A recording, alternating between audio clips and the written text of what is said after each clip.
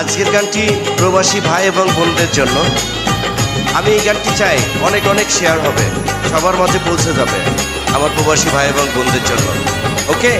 প্রবাস জীবন বড় কষ্ট রে, আপনজন ছেড়ে দূরে থাকি রে।